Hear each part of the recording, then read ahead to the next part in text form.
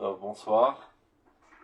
Donc, on avait commencé la semaine dernière l'histoire des deux acolytes qui avaient décidé d'aller énerver Hillel, qui était le président du judaïsme de l'époque, sachant que c'était quelqu'un d'énormément modeste, donc il voulait vérifier l'ampleur de sa modestie. Et donc ils ont parié 412, qui était une somme astronomique, pour savoir qui réussirait à l'énerver. Donc ce qu'on a vu la semaine dernière, c'est le premier dicton de Chazal, qui dit Talmud Rabbanan, l'olam yadam alvetan kilel valier kabdan keshamay. Toujours l'homme doit être modeste comme Hillel, et non un nom strict comme Shammai. Donc on avait compris la semaine dernière qu'il ne s'agit pas là de donner des notes à ces deux géants de l'histoire, mais de Ke, c'est-à-dire celui qui veut être comme. Il s'agit des élèves qui se fixent une personnalité à imiter pour avancer dans leur édification de leur vertu. Qui imiter, Hillel ou Shammai? Eh bien, il veut mieux imiter Hillel. Hillel qui est plus doux et qui est plus modeste. Alors même s'il n'arrive pas à l'imiter à 100%, mais qu'à un certain pourcentage, c'est pas tellement grave. Maximum, tu seras plus, on va dire, tolérant, même envers des gens envers qui peut-être il ne faudrait pas avoir tellement de tolérance. Par contre, si tu essaies d'imiter Shammai, qui lui réagit de manière très vigoureuse lorsqu'il voit des choses qui ne sont pas tout à fait au point, et bien toi tu n'as pas toute la sainteté et l'amour profond qu'il y a dans la personnalité de Shammai, et tu risquerais d'imiter cette réaction, mais qui ne proviendra pas d'une pureté de caractère, mais tout simplement en fin de libérer tes frustrations, et donc tu deviendrais un terroriste fanatique religieux qui sèmerait la zizanie partout. C'est ce qu'on a appris plus ou moins la semaine dernière. Donc pour ceux qui n'étaient pas là, je répète vite fait ce que Chazal nous raconte là. Donc ils ont parié qui est capable d'aller l'énerver, c'est ce qu'il dit Chazal, et l'un d'entre eux il dit, ben moi j'irai l'énerver. Alors comment il procède? Il se balade par hasard dans les environs de la maison de Hillel, et il ne va pas directement vers sa maison, et il commence à hurler Mikan Hillel, Mikan Hillel. Qui est donc là Hillel? Qui est donc là Hillel? Comme si que Hillel était une personnalité totalement méconnue, alors que c'était le président de la communauté juive de l'époque, et un très grand Ram, très célèbre. Donc c'est une manière de le dédaigner, de le mépriser. Et Hillel était en train de faire son shampoing, c'était Erev Shabbat, donc il a bien construit son plan. Alors il sort, il s'habille, pour le respecter, et il commence à lui poser des questions saugrenues.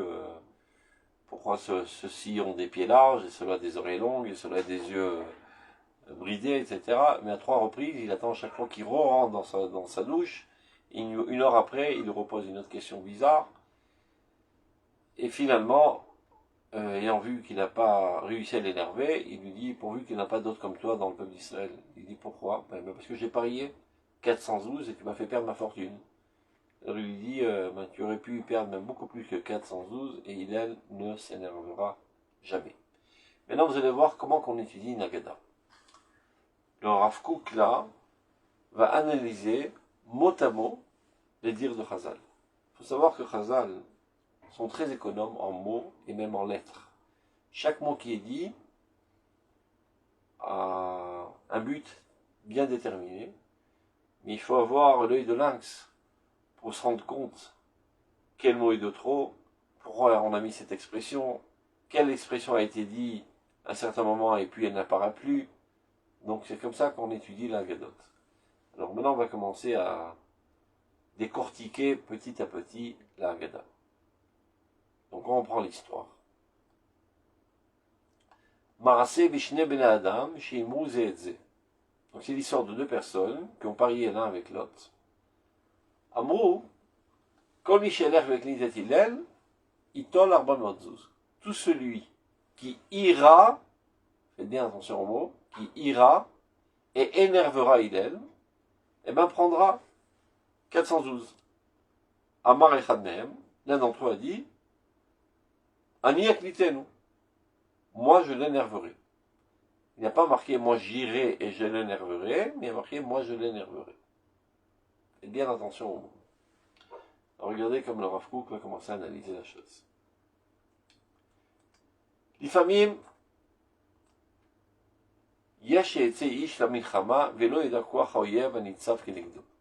parfois quelqu'un sort en guerre, mais ne sait pas évaluer véritablement la force de l'ennemi qui se tient devant lui. Il peut le considérer comme quelqu'un de faible, qui n'a pas tellement de force. C'est-à-dire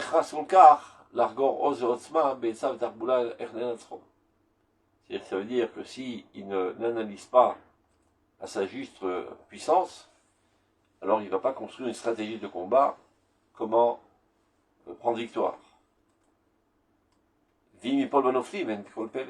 Et si finalement il perd au combat, c'est pas tellement extraordinaire, c'est-à-dire c'était prévisible. Et de là, il n'y a pas encore une preuve de la force du vaillant qui réussit à vaincre. Parce que tout simplement, celui qui est venu contre lui ne s'était pas préparé en conséquence.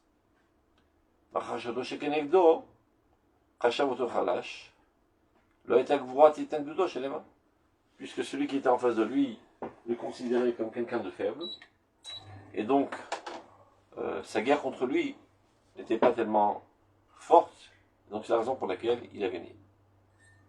Ce qui n'est pas de même, lorsque le guerrier sait exactement à qui il a affaire, contre qui il doit faire la guerre. Après qu'il a exactement évalué la puissance et la force du combattant d'en face, son rival, il sort en combat contre lui. Donc sans aucun doute, il va choisir les meilleurs moyens d'arriver à la victoire.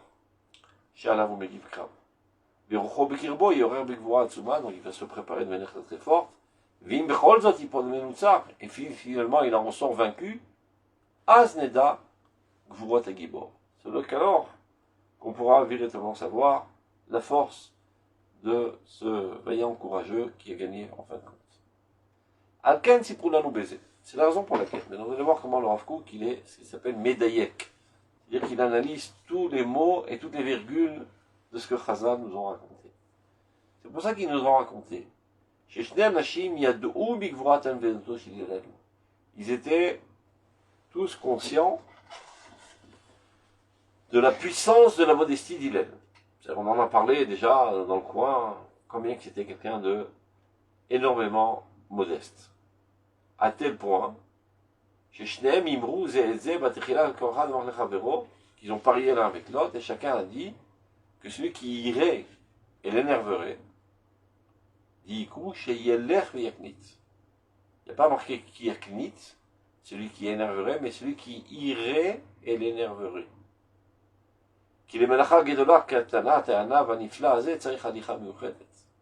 Car il savait parfaitement que pour cette besogne d'énerver ce modeste merveilleux qui était Hillel, eh bien, il faut une démarche spécifique. C'est pas quelque chose qu'on fait de manière spontanée. Il faut toute une préparation et tout un stratagème. Klomar. Et en quoi consiste ce stratagème? C'est quoi cette démarche par laquelle il faut se préparer? C'est-à-dire de mettre de côté tout ce qui pourrait déranger à cette fin, qui est d'énerver Hillel. En connaissant les deux, la valeur grandiose d'Hillel,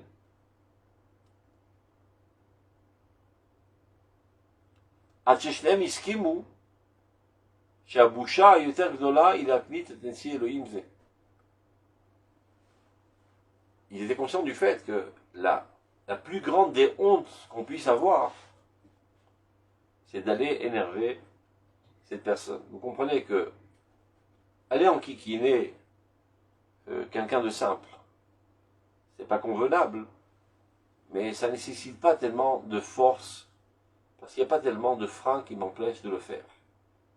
Mais aller enquiquiner quelqu'un de grandiose, quelqu'un de saint, quelqu'un de pur, quelqu'un de noble, il y a quand même un frein naturel, du point de vue de la morale interne de l'homme, qui l'empêche de le faire.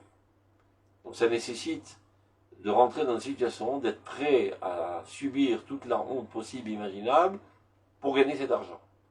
Mais on sait très bien,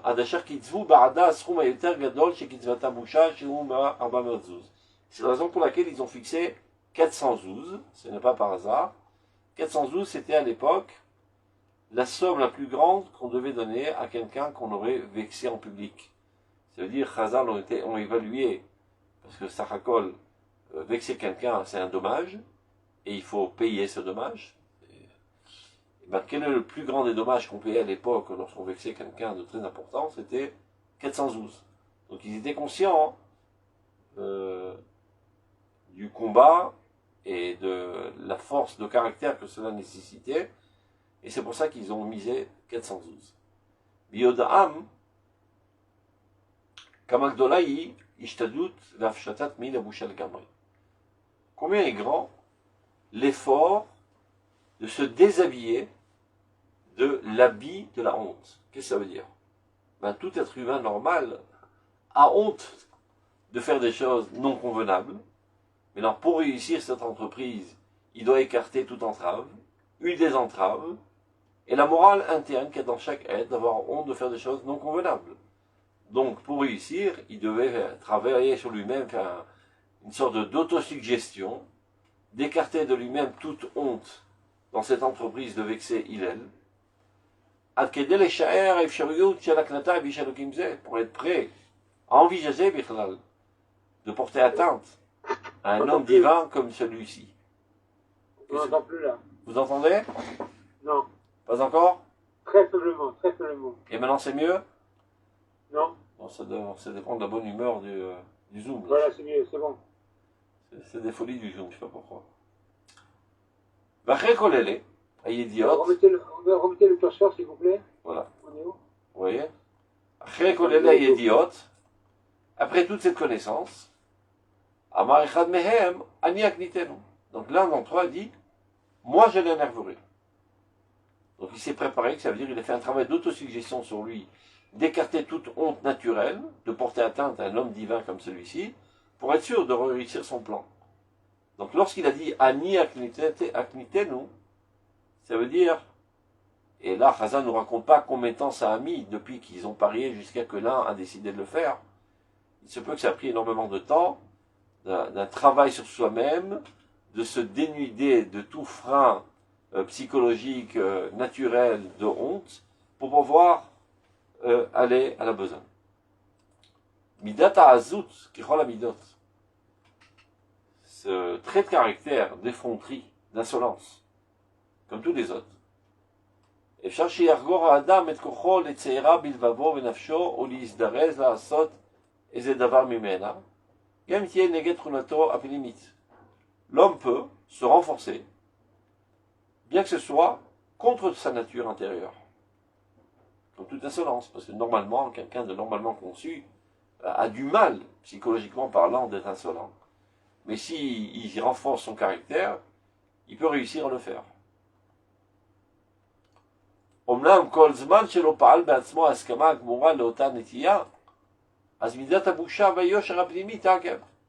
Tant qu'il n'a pas fait ce travail interne sur lui-même, alors cette vertu innée et naturelle, qui de ne pas porter atteinte, au moins aux gens importants, eh ben, l'empêchera.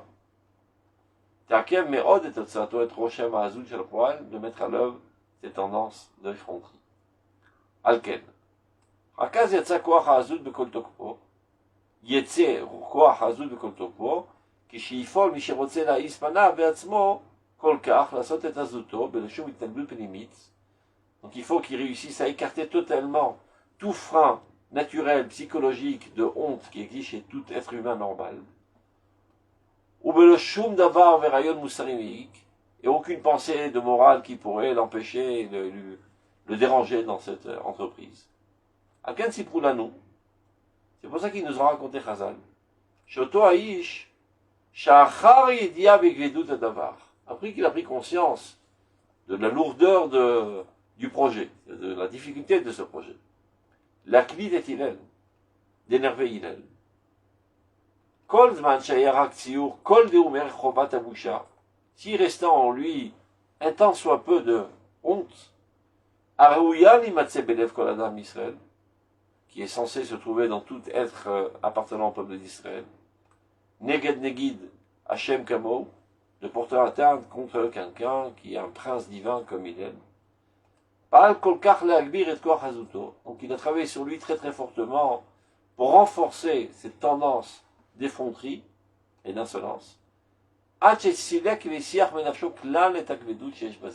qu'il en est arrivé finalement à totalement effacer de lui toute difficulté. Mais comment qu'il a fait ça? Il a fait un travail d'autosuggestion et de se convaincre que Hillel n'a aucune valeur. C'est le dernier des va-nu-pieds, le dernier des personnalités les plus sales de ce monde. Alors, c'est pas tellement difficile de lui porter atteinte. Aken, lo amar elech vaknito. Regardez comme le Rav est précis. Dans ce qu'ils avaient parié, ils ont dit mi yelech vaknitenu. Qui sera capable de faire cette démarche pour aller l'énerver. Le second répond, il n'a pas dit, je vais faire cette démarche pour l'énerver, il a dit, aknitenu, je l'énerverai. Ce qui laisse nous entendre, je suis prêt.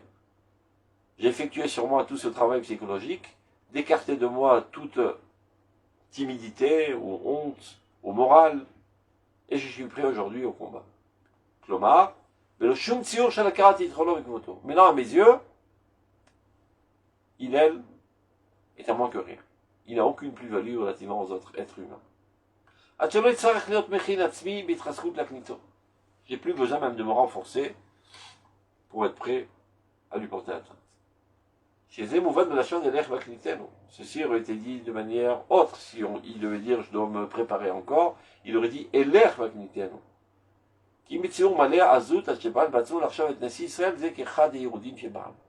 Donc ceci vient après toute une préparation psychologique et qu'à ses yeux maintenant il considère Hillel comme le plus nul du peuple.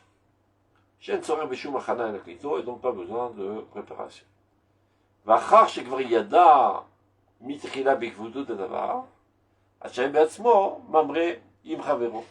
Donc étant conscient de la difficulté du projet, c'est pour ça qu'il était prêt à parier une somme astronomique. Il était persuadé que maintenant, il réussira à l'énerver.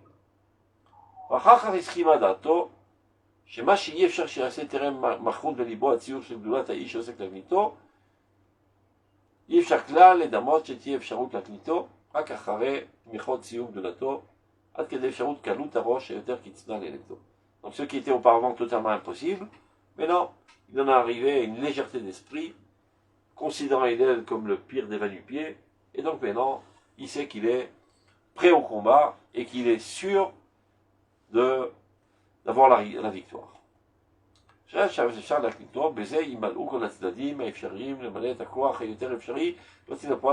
se répète. הציור הכדור בגדלות העניין, הייאוש המוקדם, והתחסכות הבאה במחשבה תחילה לסקון ציור חשיבות והקפדת הקנתה, הם יחד עוזרים לצייר לו בשלמות, תמשת הנבדותו של ילד. Maintenant, pourquoi Chachamim ont tellement insisté sur ça? Pour nous faire comprendre quelle était l'intensité grandiose de la sainteté de la modestie d'Hillel. Si quelqu'un maladroit était venu sans aucune préparation, avait essayé de porter atteinte à Hillel, alors on aurait pu dire, Tov, il n'a pas fait ça très très fortement, avec énormément d'insolence, donc c'est pour ça qu'il a gardé son calme. Et là, Chazal vient nous dire que c'est quelqu'un qui a bien préparé son coup, qui s'est préparé psychologiquement, qui a écarté toute honte, qui a considéré Hillel comme le pire des vanille-pieds. Et malgré tout cela, comme on l'a vu dans l'histoire, il n'a pas réussi à le faire sortir de sa paisibilité, ce qui prouve qui était véritablement Hillel. Donc, on continue. Maintenant, on va continuer à analyser les mots du Midrash. Oto Hayom, Erev Shabbat Aya, Hillel Chafaf et Trosho. Donc ce jour-ci, c'était la veille de Shabbat, le vendredi après-midi. Et en plus, il était en train de faire son shampoing, dans sa douche, il était nu. Pourquoi c'est si important de nous le raconter? Vous savez qu'on dit toujours que la veille de Shabbat, c'est le moment le plus susceptible pour s'énerver. Et donc lui, sachant cela, il a bien choisi son jour. Et dans le Rav Kook va nous expliquer... Pardon, j'ai pas entendu, c'est le moment le plus susceptible pour s'énerver. Vous savez que très souvent, dans pas mal de familles, Erev Shabbat, ça hurle dans tous les sens. Il y a les nerfs qui sont un petit peu courts. Ce qui est une idiotie sans pareil, mais ça arrive très souvent. Et donc lui, connaissant cela, il a bien calculé son coup. Il n'a pas fait ça dimanche, lundi, mardi ou mercredi. Il a choisi Dafka Erev Shabbat, juste avant l'entrée de Shabbat. Et pas n'importe comment, il a bien fait son enquête. Il savait quand est-ce qu'il prenait sa douche, et quand est-ce qu'il avait le shampoing sur les cheveux qui dégoulinaient sur ses yeux.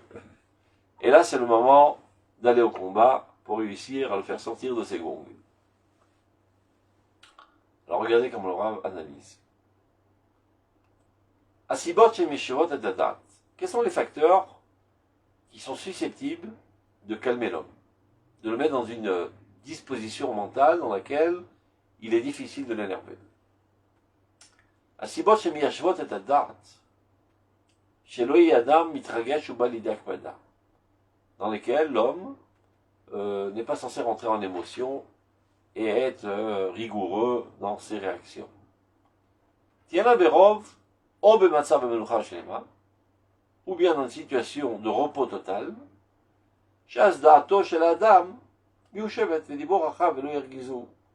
à ce moment-là, l'esprit de l'homme est assez paisible, son cœur bien large, donc ça fait déjà une journée entière que tu te reposes au bord de la mer, au son des vagues, tu es totalement paisible. Donc il y a énormément dans tes batteries de puissance, de caractère, de silence et de paisibilité.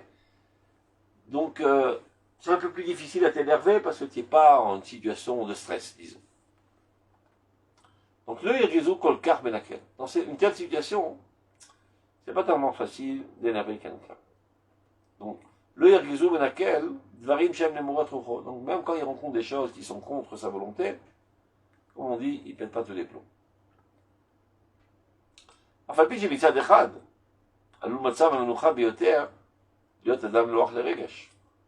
D'un autre côté, spécialement quand il est en plein repos et paisibilité, il y a aussi un autre facteur qui pourrait t'amener à t'énerver parce que ça vient contrecarrer exactement ce que tu recherchais, le repos.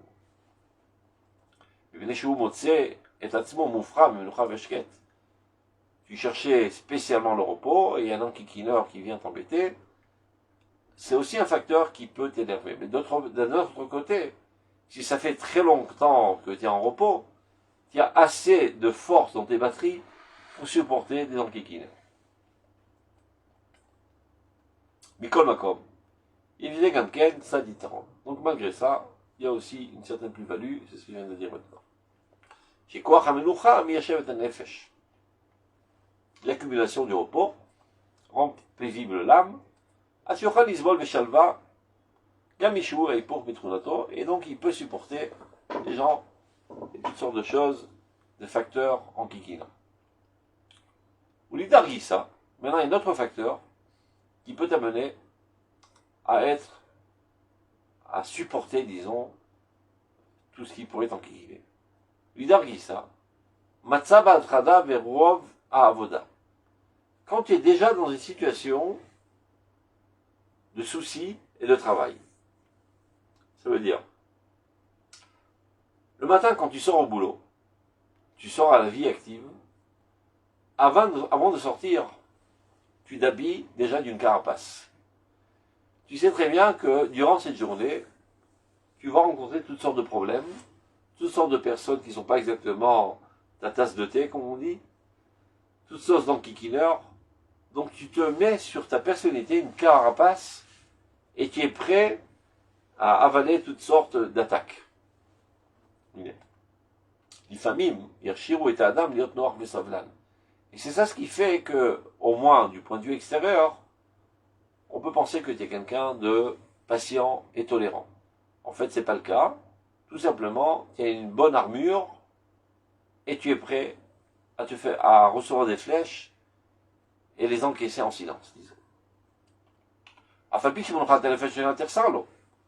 D'un certain côté, il manque le repos, qui lui donne une paisibilité et une force de caractère. Mais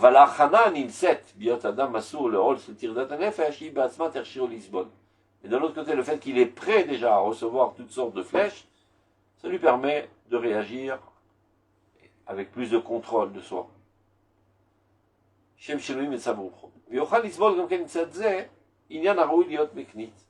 Et donc de ce fait, il est prêt, psychologiquement parlant, à supporter toutes sortes de facteurs énervants. Il allonge un petit peu le Rav, il se répète. C'est le style de Enaya. Il se répète énormément. On voit là la différence d'écriture chez le Rav Kook.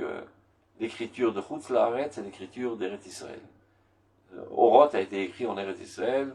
C'est beaucoup plus concis que Enaya qui est écrit en Chutz La'aretz, qui est énormément dilué et étalé, on va dire.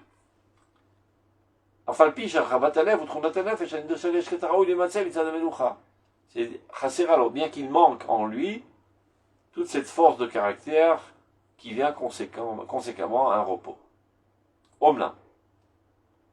Biot Adam marchir atzmo latzet bimatzav shel ol atarda lematzav shel menucha v'shalvat hanefesh. Maintenant, quel est le moment le plus propice dans lequel l'homme est susceptible de s'énerver facilement? C'est quand il y a une transition de situation. Ça veut dire, tu passes d'une situation dans laquelle tu es prêt à recevoir des flèches, c'est-à-dire quand tu vas au boulot par exemple, quand tu sais auparavant que tu risques de rencontrer toutes sortes de facteurs enquiquinants, et que tu t'apprêtes à rentrer dans une situation de repos et d'isolement, disons. Donc là, il y a les deux inconvénients en même temps.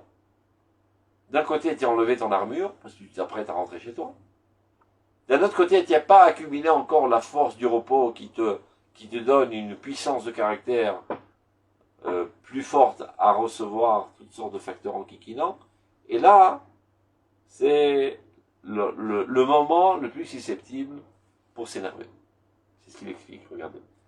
Là, il y a les deux facteurs.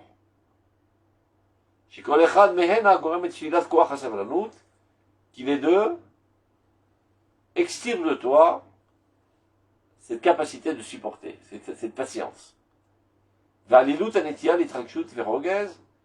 Et cette susceptibilité de s'énerver facilement. Il explique encore une fois. Tu n'es pas encore arrivé à la situation de repos. Qui permet d'élargir ton esprit. וההסכמה הפנימית הנמצאת באותם הזמנים שאדם אסור בהם לעול השינויים המזדמנים במשך המון עמיית החיים המעשיים גם היא חסרה. D'un autre côté, tu as perdu cette armure et cette carapace que tu as l'habitude de te vêtir lorsque tu sors dans le monde de l'action.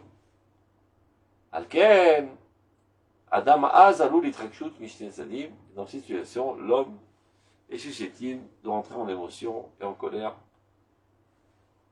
à cause de ces deux facteurs. Maintenant, Laura va analyser qu'il y a un troisième facteur là, que le parieur a pris en compte pour réussir son coup. Il y a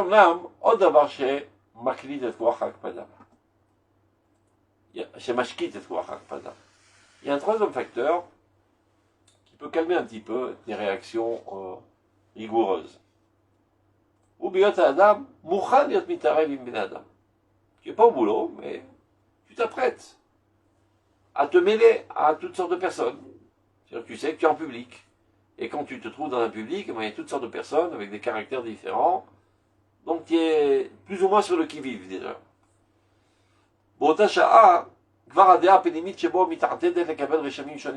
À ce moment-là, tu es prêt à voir toutes sortes d'impressions extérieures sur toi, des impacts d'autres personnes qui sont différents de ton caractère. Manashim shonim, merucho les solam, des gens qui sont totalement différents de toi, et tu as une préparation à les supporter. Aval be'et she'adam mechin atzmo lematzav vemechayvo liot nifrash b'bnei adam mitzad hatzniut. Lorsque l'homme s'apprête à s'isoler de toute autre personne, de par la pudeur. Comme ici, tu t'apprêtes à prendre ta douche. Dans ta douche, tu n'es pas censé te trouver avec d'autres personnes. Donc, psychologiquement parlant, là, tu enlèves toute carapace, toute armure, sachant que tu ne risques de rencontrer personne qui risquerait de t'énerver, et aucun facteur qui risquerait de te faire sortir tes gongs. Ou Bioter, Bioto Asuk Be'esek Goufani Namour Ve'mouchach. Et à plus forte raison, quand tu t'apprêtes à avoir une activité corporelle assez basse et nécessaire. Comme, je sais pas, aller aux toilettes ou prendre ta douche. Az, dans cette situation, Alilut Akpada, la susceptibilité de s'énerver, est bien plus forte de tout facteur qui viendrait contrecarrer sa situation à cet état-là. Car dans cette situation, il n'est pas du tout prêt à tout facteur extérieur qui viendrait l'impliquer. Lorsqu'on prend en considération cette analyse,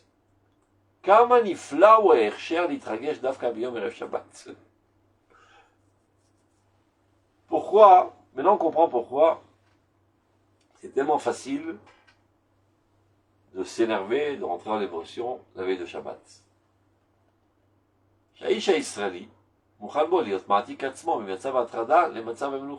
L'homme d'Israël, justement, s'apprête à cette transition, de sortir d'une situation de souci constant sur le travail, et une situation de repos.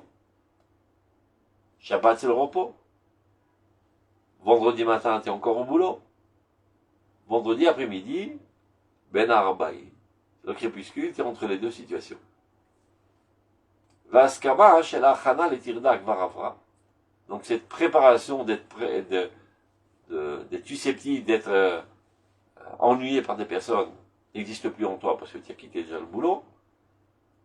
Veshalvat amenucha odloba. Et la paisibilité du repos n'est pas encore arrivée, parce que Shabbat n'est pas encore arrivé. Vim nosaf leze shu asuk azvinyana namavdilo betivo beteman imuso mine adam. Et si, en plus de cela, il est dans une situation qui l'oblige à s'écarter à cause de la pudeur d'autres personnes, là c'est le moment le plus propice pour s'énerver. Alken. Donc on comprend bien que celui qui appariait n'était pas un idiot, était quelqu'un de très intelligent, qui a bien préparé son coup, qui était un psychologue, on peut dire même, et qui savait exactement quand l'homme est dans la situation la plus propice à s'énerver. Alken kama ita השעה מכוונת להתרגשות מצד החוצפה הבלתי משוערת. C'est l'effronterie incommensurable de ce parieur. שהעז הממרה הזה נגד נצר ישראל, qu'a osé ce parieur contre ce prince d'Israël qui était Hillel. Biototo Ayob, Erev Shabbat. Est-ce que Chazal ont mis l'accent sur ça? C'était la veille de Shabbat. Vegam Hillel aya chofef et rocho. Et Hillel était en train de laver ses cheveux. Milta desiluta, qui est quelque chose qui relate la pudeur, qui nécessite la pudeur. Amafrida, achanato, mibne adam, c'est-à-dire, mishinouer, ruchotem, ce qu'on a dit précédemment, שרק עם תכונת מצב הנפש שראויה להימצא בזמן כזה, תציין לנו עד כמה הייתה מידת הענווה וסבלנות מוטבעת בעומק קדושת נפשו של הלל. Tout ça vient mettre en relief combien la mesure de la vertu de la modestie et de la patience et de la tolérance était profondément ancrée dans la sainteté de l'âme d'Hillel. Car quand est-ce qu'on peut véritablement évaluer que quelqu'un est modeste au plus profond de sa nature? Et pas seulement qu'il se comporte en modestie. C'est quand on le prend à l'improviste, sans qu'il n'a aucune préparation. Si il est prêt, il peut se contrôler. Mais là, il n'était pas du tout prêt. C'est un coup de poignard qui te rentre dans le ventre quand il n'était pas du tout prêt. Tu es déjà dans une situation complexe de transition, et en plus, il est en toute intimité à cause de la pudeur, donc tu t'attends à aucun facteur qui est censé te déranger, et c'est là, à ce moment-là, que vient l'homme, avec l'effronterie la plus grande, et t'attaque de face, et tu réagis en tout calme. Ce qui prouve bien que chez Hillel, la modestie était quelque chose de profondément ancré dans sa nature, et non pas un contrôle de soi. Ad, à tel point, chez l'amrod kol hachanot haofkiot, malgré toutes les préparations qui sont exactement contraires à cette possibilité de se contrôler. Ariot liot gormot itrakzut. Lo haya im ze efshar bechol ishtadlut eter nimretza leavio lidekpeda. Avec tous ses efforts et toute sa stratégie de combat, comme on l'a vu dans l'histoire, il n'a pas réussi à l'amener à un état de colère, quel que soit. Non seulement pas de colère, il est resté très respectueux et empli d'amour envers cette personne, et l'a encouragé à maintes reprises de continuer à poser ses questions saugrenues, et en lui disant chaque fois, tu as posé une question très très importante, et il lui a donné des réponses très très adéquates à ces questions. J'ai misé la madnou sharnava amitit. Donc de là, on apprend qu'est-ce que la véritable modestie. Sharnava amitit munachati belev ha'anav venafsho se trouve ancré profondément dans le cœur du modeste et de son âme. Ben sans nécessité d'aucune préparation, ni technique, ni psychologique, etc. Sans aucune possibilité d'extirper cette paisibilité et cette modestie par un quelconque événement qu'il soit. Zoti anava amitit amuka. Ceci est la modestie véritable et profonde. Que Chazal nous ont décrit dans la modestie d'Hillel. Donc là, on a reçu un cours du Rav Kook. Comment on analyse une Agada? Chazal, comme j'ai dit précédemment, sont très économes en mots, et s'ils rajoutent des mots et des circonstances et des détails, ce n'est pas par hasard. C'est pour nous amener à comprendre exactement la définition de la Hanava. C'est clair? Il y a des questions ou on peut continuer? Silence. On continue. C'est clair. C'est clair. La suite de l'histoire. Alach va voir al Petar Beto. Le début de l'histoire. Il est allé. Il est passé devant la porte de sa maison. Qu'est-ce qui cloche dans cette phrase? Toujours il faut savoir, c'est comme ça qu'on étudie aussi Rashi. Si tu ne sais pas comprendre la question sous-entendue qui est dans le pasouk, tu ne comprendras jamais Rashi. Rashi vient toujours répondre à une question, à une anomalie dans le pasouk. Et si tu n'as pas appris à développer cet esprit critique, de voir qu'est-ce qui cloche dans le pasouk, qu'est-ce qui paraît surprenant, quelle est la question sous-jacente qui est dans ce pasouk, à laquelle Rashi vient répondre. C'est comme ça qu'on étudie la Torah, sachez-le. Ce n'est pas une lecture comme ça, superficielle. Quand tu étudies, il y a un radar qui explose tout de suite dès que tu vois une lettre de trop dans le pasouk, ou quelque chose de bizarre, ou une répétition superflue. Donc si Chazal nous disent Halach ve'avar al Petar Beto, c'est pas par hasard. Il aurait pu dire Il est allé vers lui, à sa maison. Alach, el Petar Beto. Alach, le Beto. Il est allé à sa maison pour aller l'enquiquiner. C'est pas ce que Chazal ont dit. Alach, ve'avar al Petar Beto. Il marchait, comme s'il se promenait. Et par hasard, il est passé devant le portail de la maison de Hillel. Qu'est-ce que ceci vient nous enseigner? Et qu'est-ce qu'il a dit là-bas? Mikan Hillel, Mikan Hillel. Qui est donc là Hillel? Qui est donc là Hillel? Il n'a pas dit, est-ce que Hillel habite ici? Ce qui laissait sous-entendre qu'il a entendu parler de Hillel. Est-ce qu'il habite ici ou s'il habite en face? Non. Qui est donc là Hillel? Y a-t-il ici quelqu'un qui s'appelle Hillel? לחזק יותר את כוח הזלזול הראוי לעורר הקנטה גם לאדם שהוא ענוותן ביותר.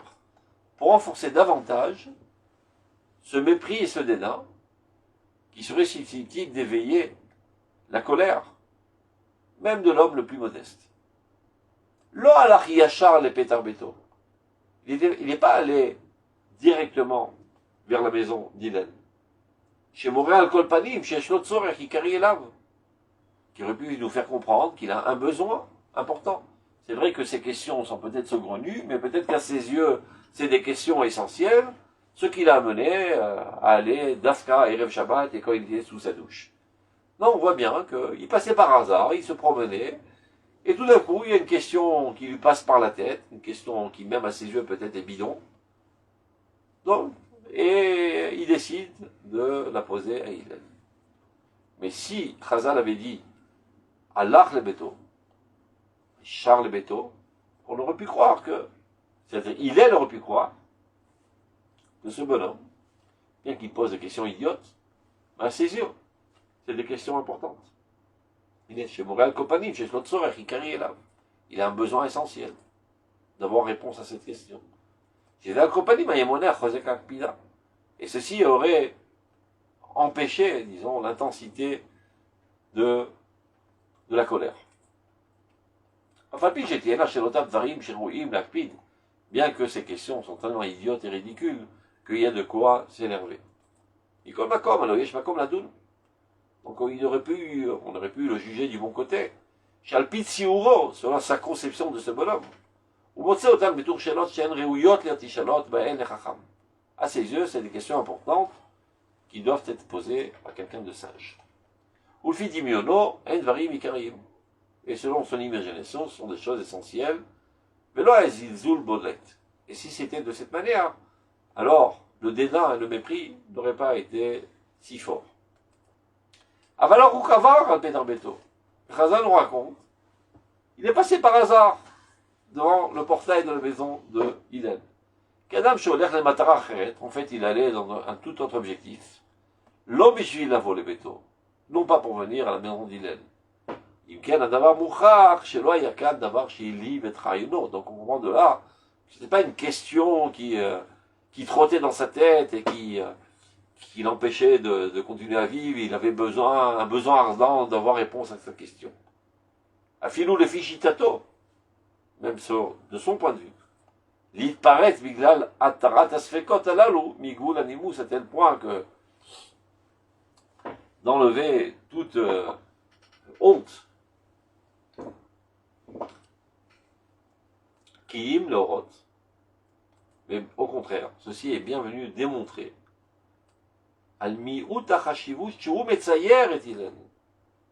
Ceci vient bien démontrer le manque d'importance qu'il accorde à Hillel. À tel point que même pour quelque chose de totalement nul à ses yeux, à tel point que tu vois bien, il ne s'est pas fixé une démarche spécifique d'aller vers lui. Ou Matrido, il embête. De manière si grossière. Alken avar dafkal betarbeto. C'est ce qui s'appelle être médayek livré Chazal. C'est comme ça qu'on analyse les textes de Chazal. C'est pour ça que Chazal on dit avar al betarbeto. Il passait par hasard.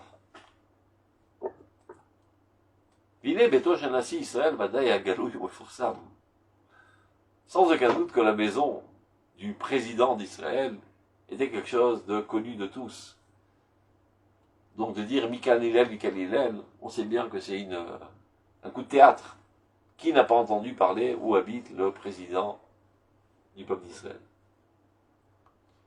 Vine beto shel nasi Israël, ודאי היה גלוי ומפורסם לכל שהוא מקום כבודו. ואותו האיש רצה להבליט איכשהו ממעט גם כן את פרסומו. Il a voulu mettre en relief combien il vient diminuer même le, comment dire, pirsum,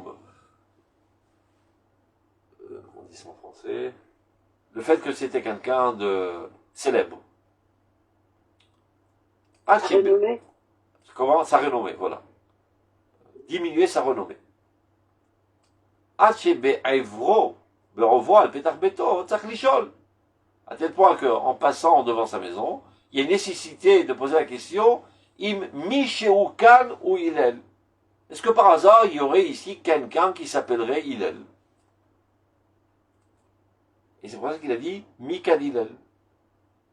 Lo im Hillel d'Arkan. Il n'a pas posé la question, est-ce que Hillel habite ici? L'orotat Kama ou Marshiv et Terko chez Hillel d'abord Nitfal. Pour bien manifester combien il considère Hillel comme quelqu'un de non valeureux. Shirak mipnei sha'avar al petar beto niskar. Jusque le fait qu'il est passé par là, il s'est rappelé qu'il y aurait peut-être quelqu'un ici qui s'appellerait Hillel, mais qui n'a aucune importance, je sais pas, comme si c'est le plus nul là, du peuple d'Israël. Azmatzal el-Achon n'est pas de pète. Donc il a trouvé l'occasion de papoter. Ah, ça, pas de pète, papoter, ça ressemble. De papoter avec lui. Vari be'etzabesakirchifou frocho. Et juste quand il était en train de faire son shampoing, Vachanato l'ikdushat Shabbat, alors qu'il était en train de se préparer à la sainteté du Shabbat.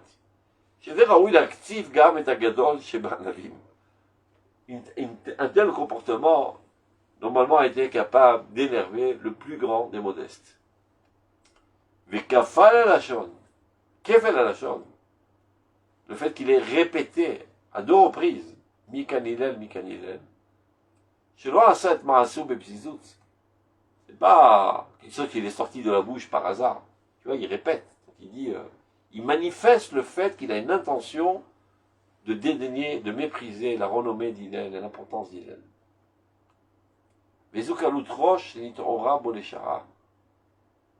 Ki im achare yishuv hadat. C'est pas une légèreté d'esprit qui par hasard l'a mené à dire ceci, mais c'est quelque chose de bien programmé par avance. Reishuv hadat ve'askama gmura. Kinyan hen shevua le kedamar hen. La même raison que dans la Shevoua, s'il a dit 2 fois, ça prouve l'intensité de son attention. Donc, maintenant, on analyse la réaction d'Hillel. Qu'est-ce qui a marqué? Donc, il a entendu un va-nu-pied qui l'insulte et qui le méprise et qui diminue son importance et sa renommée. Il aurait pu ne pas faire cas et continuer à prendre sa douche. Non. Aussi déjà, qu'est-ce que tu veux pose ta question par la fenêtre et je te répondrai. Ou bien sortir avec sa cape de bain. Non. Ni tartaf, ni yatsa, ni kreto.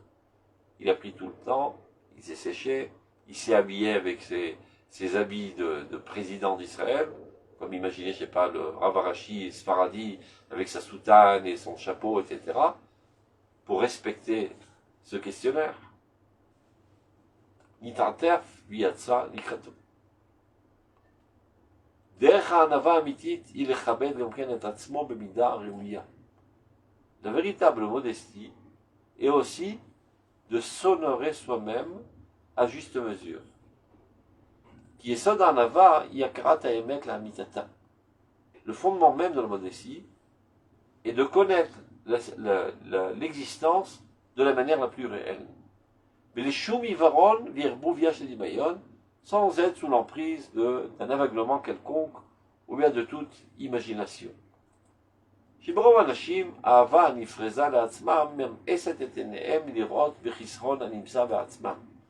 plupart des gens, leur amour propre, l'amour de soi, exagéré, les amène à en être aveuglés et de ne pas voir leurs défauts. Ou même là, Gambetovat Re'ev ou Bitronam. Donc de la même manière que ça les aveugle à ne pas voir leurs défauts, ça les aveugle aussi à ne pas voir les aspects positifs des autres, et leur plus-value même. Ah, voilà un âme. Par contre, celui qui est véritablement modeste, se considère lui-même comme quelqu'un de respectable du fait qu'il est à l'image de Dieu. Et aussi du fait de toute la sagesse et le bien qu'il a acquis dans son âme.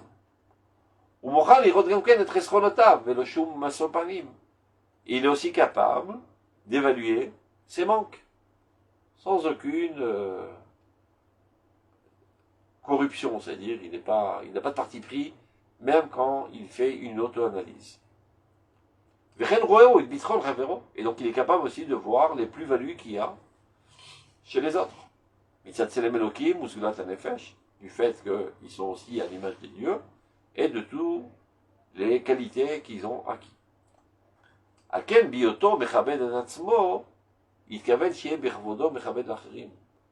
Lorsque quelqu'un se nourrifie lui-même, il est à même aussi de respecter les autres.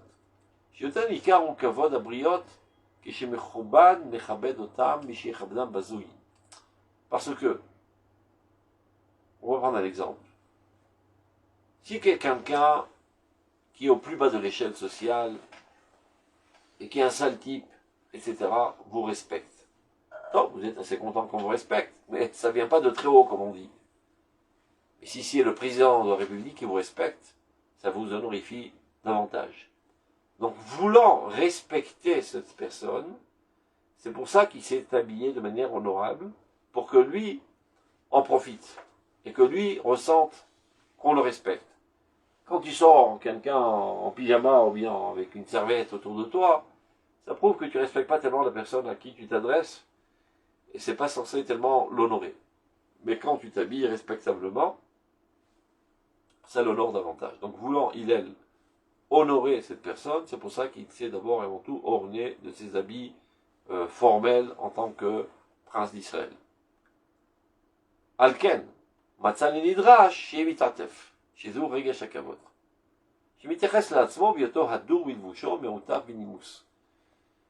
que les goïms disent toujours l'habit ne fait pas le moine.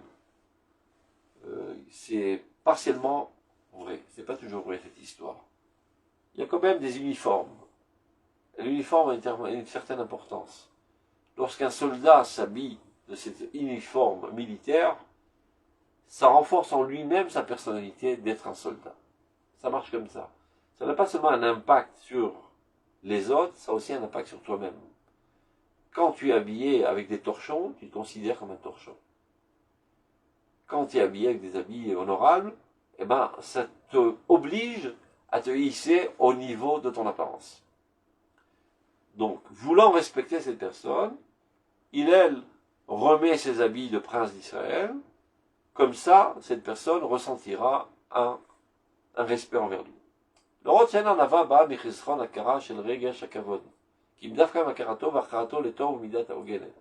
Et en passant, c'est le moment de le dire, qu'un ava, contrairement à ce que les gens pensent, c'est pas se considérer comme un torchon de cuisine et comme un nul. C'est un manque de reconnaissance envers Dieu. D'abord, tu as l'image de Dieu. Secondement, tu as en toi pas mal de vertus, d'acquis, d'aptitudes, qui te préviennent tous de Dieu. Et de dire que tu ne les as pas, c'est un manque de reconnaissance envers Dieu. L'anava, c'est t'évaluer exactement à ce que tu es, sans exagérer d'un micron. Et même quand tu prends conscience que parfois tu as certaines qualités que les autres n'ont pas, c'est pas la raison d'en être ivre, mais de t'en servir pour venir en aide aux autres. Si tu es médecin, eh ben tu es médecin. Tu peux dire non, qui suis-je? Tu es médecin. Donc tu as en toi une qualité que les autres n'ont pas. Et alors quoi en faire? Eh ben venir en aide à ceux qui souffrent, à ceux qui sont malades. Imaginez que quelqu'un s'évanouisse en pleine route et qu'il y a 100 000 curieux autour de lui, et tout d'un coup quelqu'un, il dit poussez-vous, laissez-moi passer. Mais pour qui tu te prends? Pour rien du tout, je suis médecin. Je suis l'homme nécessaire à cette situation. J'en suis pas ivre, mais j'ai cette qualité, donc je dois m'en servir pour aider les autres. Ce n'est pas de l'orgueil, c'est de la modestie. Anav, Nashon Ani, qui veut dire pauvre. C'est-à-dire, en ce qui me concerne, je suis pauvre. Mais tout me provient de Dieu. Mais je suis conscient de ce que j'ai en moi qui me provient de Dieu. Et je dois m'en servir à bon escient pour aider les autres. Donc, Hillel était un vrai Anav. C'est pas quelqu'un qui se la joue Anav. Et qui se déguise en modeste. Et donc, qui apparaît avec des torchons de cuisine, et qui se comporte de manière bizarre, etc. Très souvent, c'est un coup de théâtre. Il s'habille convenablement, il parle convenablement, il a une auto-appréciation réelle de sa personnalité, sans en être ivre, et en reconnaissant que tout ce qu'il a en lui provient de Dieu. Et donc, avec toute cette richesse de personnalité, il vient vers cette personne avec beaucoup d'amour et de tendresse, et beaucoup d'attention, à écouter ce qu'il a à dire. Quelle est donc sa question? Il y a de ça, l'ikrato, kishuatouf, et c'est pour ça qu'il est sorti vers lui lorsqu'il était habillé. Qui était chez Abaïtzlo, mitkabet bervoto. Amar lo beni ma'ata mevakesh. Et là, on voit toute la tendresse qu'a Hillel. Il dit, mon fils, qu'est-ce que tu veux? Qu'est-ce que tu recherches? Qu'est-ce que tu cherches à savoir? Nitaya anavai. Une des conditions sine qua non, c'est-à-dire un des facteurs essentiels de la modestie, de s'exprimer par le respect que tu portes envers autrui. Le kavod dans un côté n'est pas tout l'objectif.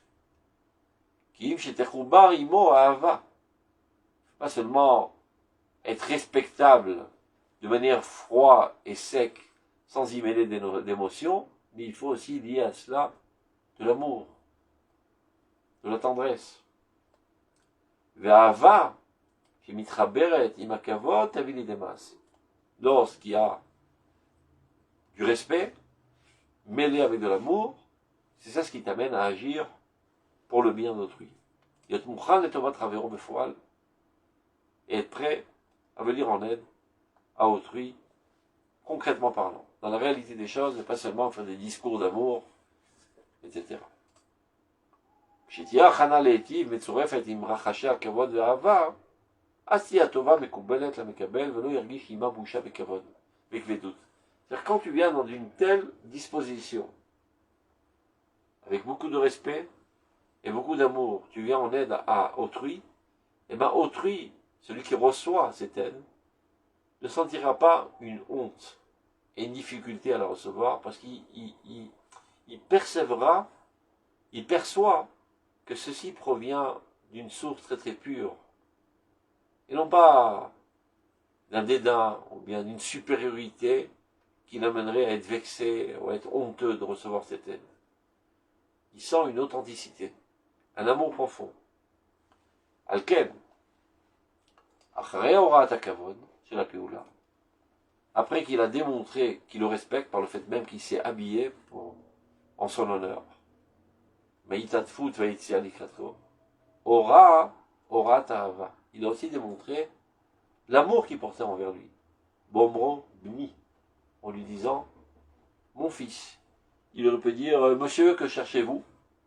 Non, mon fils. C'est une expression d'amour. Le orot, shiachushela va'avativit, ke'avat ha'av libno. Pour bien manifester et démontrer qu'il ressent envers lui un amour naturel, comme l'amour d'un père envers son fils. Et après cet amour, on va dire, abstrait, il a aussi montré qu'il était prêt à agir pour son bien. Donc il lui demande, de quoi tu as besoin? De fait, en quoi puis-je t'aider?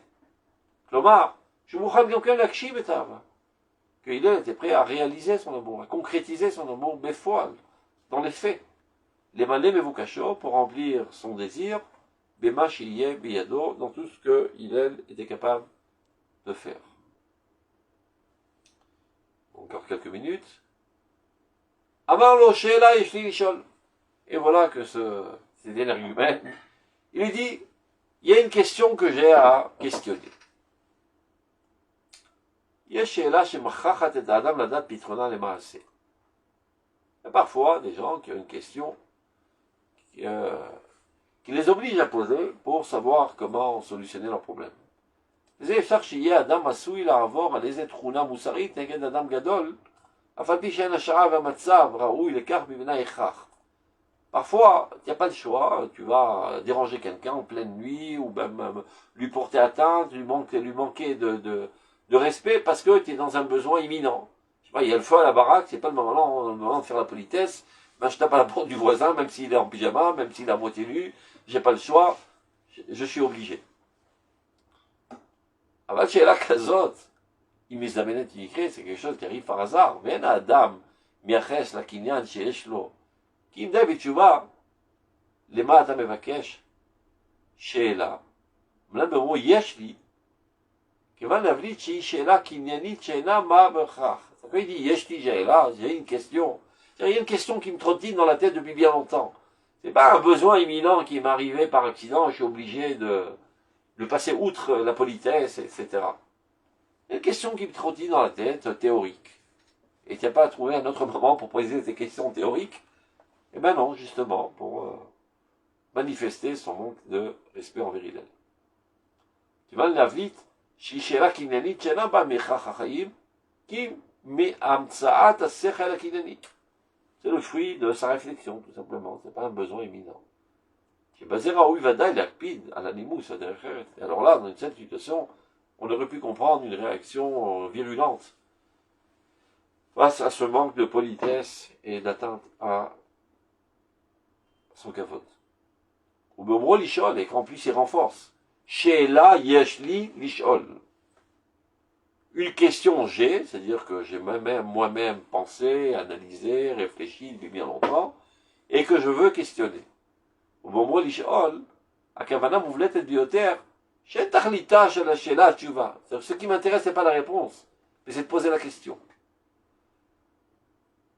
כי מצמותה של השאלה. J'ai juste une intention de poser la question. La réponse, je n'en ai que faire, à vrai dire. ויש בכלל גם כן.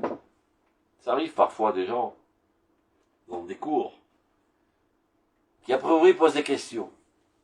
En fait, ils ont l'intention de donner une conférence. Ils posent une question interminable. Et ils s'en foutent, à vrai dire, de la réponse. L'essentiel, c'est de se mettre en relief et que tout le monde les écoute. Bon, c'est plus ou moins le personnage à qui on a affaire. Et il lui dit carrément, je m'en fous de ta réponse. Ce qui m'intéresse, c'est que moi, je pose ma question, et ma question n'est là, en fait, que pour t'enquiquiner.